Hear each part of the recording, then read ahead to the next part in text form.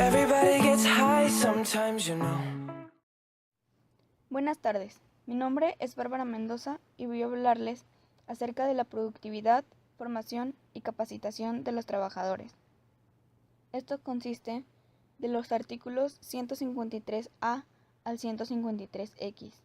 Yo voy a hablarles del 153A al 153L. En el primer artículo nos dice que los patrones tienen la obligación de proporcionar a todos los trabajadores y estos a recibir la capacitación o el adiestramiento en su trabajo que le permita elevar su nivel de vida, su competencia laboral y su productividad. Para dar cumplimiento a la obligación, que conforme a lo que ya mencioné, los patrones podrán convenir con los trabajadores en que la capacitación o adiestramiento se proporcione a estos dentro de la misma empresa o fuera de ella. En el artículo 153b nos habla que la capacitación tendrá por objeto preparar a los trabajadores de nueva contratación y a los demás interesados en ocupar vacantes o puestos de nueva creación. Podrá formar parte de los programas de capacitación el apoyo que el patrón preste a los trabajadores para iniciar, continuar o completar ciclos escolares de niveles básicos, medio o superior. El artículo 153c nos menciona que el adiestramiento tendrá por objeto en actualizar y perfeccionar los conocimientos y habilidades de los trabajadores y proporcionarles información para que puedan aplicar en sus actividades las nuevas tecnologías que los empresarios deben implementar para incrementar la productividad en las empresas. Hacer el conocimiento de los trabajadores sobre los riesgos y peligros a que están expuestos durante el desempeño de sus labores. Incrementar la productividad y, por último, en general, mejorar el nivel educativo, la competencia laboral y las habilidades de los trabajadores.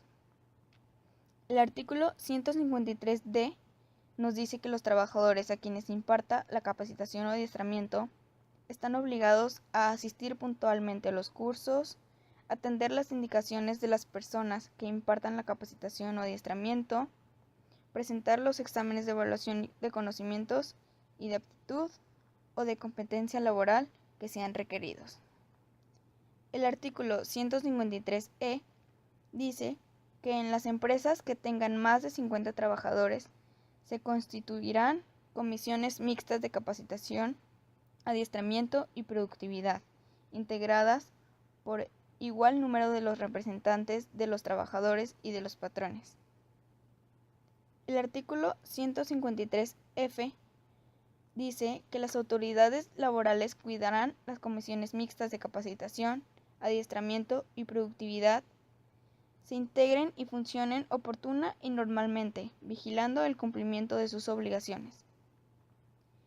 El 153f bis dice que los patrones deberán conservar a disposición de la Secretaría del Trabajo y Previsión Social y la Secretaría de Economía los planes y programas de capacitación, adiestramiento y productividad que se haya acordado establecer o, en su caso, las modificaciones que se hayan convenido acerca de planes y programas ya implementados. El artículo 153g dice el registro de que trata el tercer párrafo del artículo 153a, es decir, el primero, se otorgará a las personas o instituciones que satisfagan los siguientes requisitos. Algunos de ellos son comprobar que quienes capacitarán o adiestrarán a los trabajadores estén preparados profesionalmente en la rama industria o actividad en que impartirán sus conocimientos.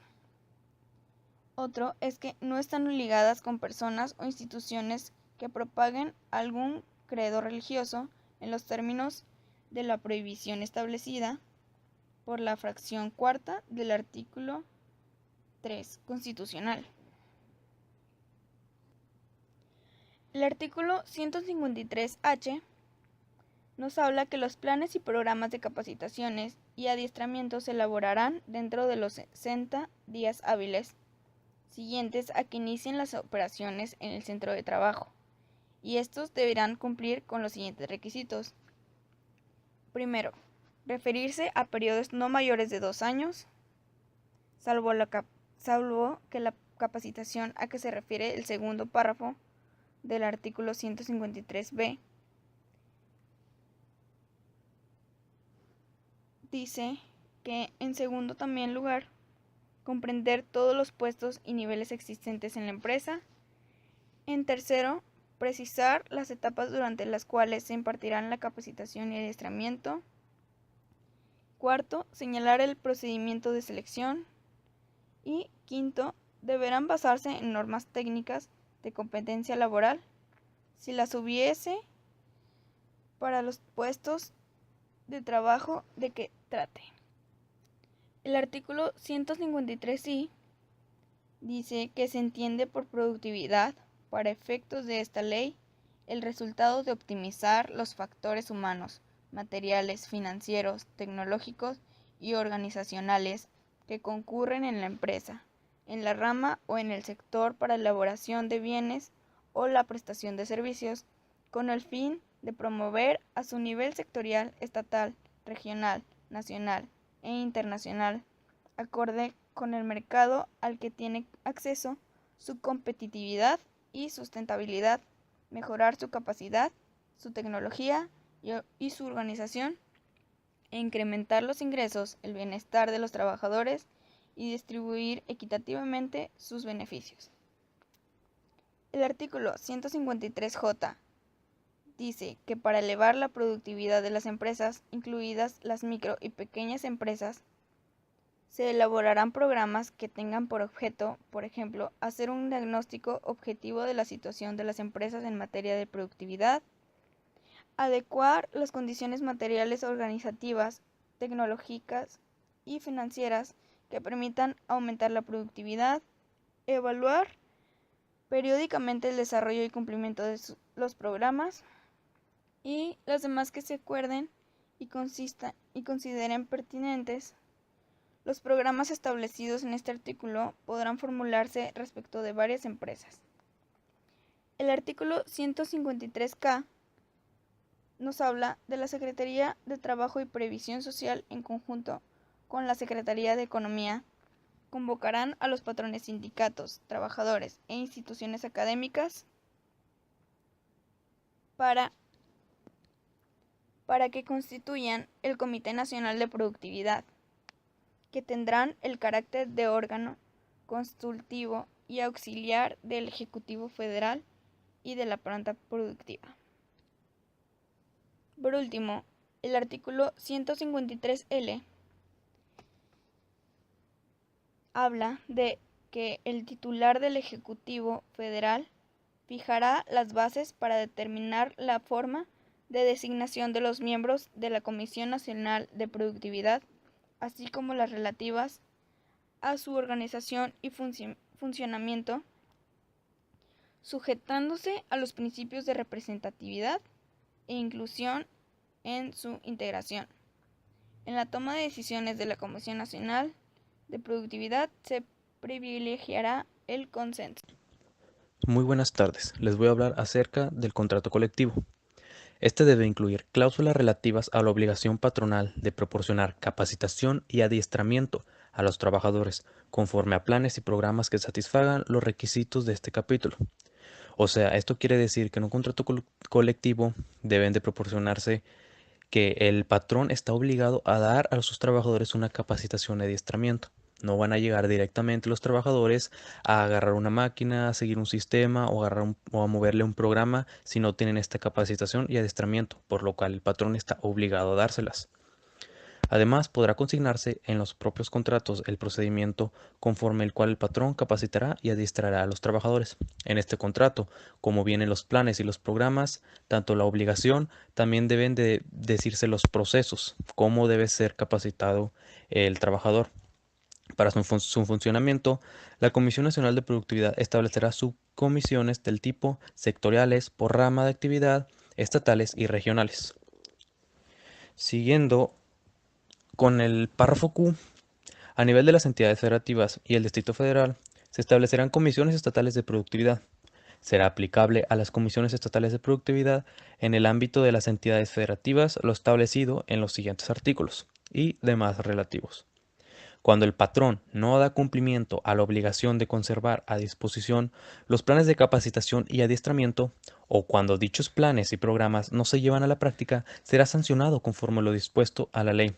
Esto quiere decir, como habíamos dicho que en el contrato colectivo el patrón estaba obligado, entonces si no da cumplimiento a su obligación, será sancionado conforme lo dispuesto a la ley.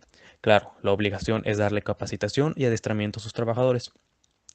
Los trabajadores, cuando hayan sido aprobados en los exámenes de capacitación y adiestramiento, tendrán derecho a que la entidad instructora les expida las constancias respectivas, mismas que se harán del conocimiento de la Secretaría de Trabajo y Previsión Social. Estas constancias se le dan cuando el trabajador ya ha aprobado toda la capacitación y adiestramiento que que el patrón les da en el trabajo. Cuando implantado un programa de capacitación, un trabajo se niegue a recibir esta por considerar que tiene los conocimientos necesarios para el desempeño de su puesto y del inmediato superior. Deberá acreditar dicha capacidad mediante el correspondiente certificado de competencia laboral o presentar y aprobar el examen de suficiencia respectivo. En este último caso, se extenderá a dicho trabajador la constancia de competencias o de habilidades laborales. Esto quiere decir que cuando un trabajador llega a la empresa y él cree que sabe moverle a la máquina, que sabe mover al sistema, al programa, tiene que demostrarlo. Pero si se niega simplemente porque quiere, se niega a mostrar la capacitación por lo mismo, porque ya según él tiene la sabiduría, tiene que presentar un examen, por lo cual será vigilado por el patrón.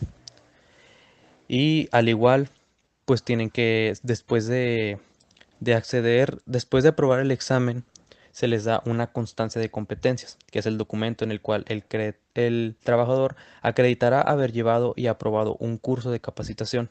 En esta constancia es donde se refleja que ellos estuvieron asistiendo a las capacitaciones y ya tienen conocimiento necesario para poder manejar los procesos de la empresa. Los certificados, diplomas, títulos o grados que expidan el Estado serán inscritos en los registros de que trata el artículo 539. Estos registros son registros de certificación dependiendo el puesto en el que están. Cuando el puesto y categoría correspondientes figuren en el catálogo nacional de ocupaciones o sean similares a los incluidos en él. Los trabajadores y patrones tendrán derecho a ejercitar ante la Junta de Conciliación y Arbitraje las acciones individuales y colectivas que deriven de la obligación de capacitación impuestas en el capítulo. Como conclusión, la importancia de la función de un ingeniero industrial en la capacitación del personal de una empresa radica en las necesidades de la mejora continua de la misma para ser competitiva, además de que las empresas se ven obligadas a impartirla de acuerdo a la Ley Federal de Trabajo, ya sea en México o en cualquiera de los países donde vivan los lectores de este artículo. Everybody gets high sometimes, you know.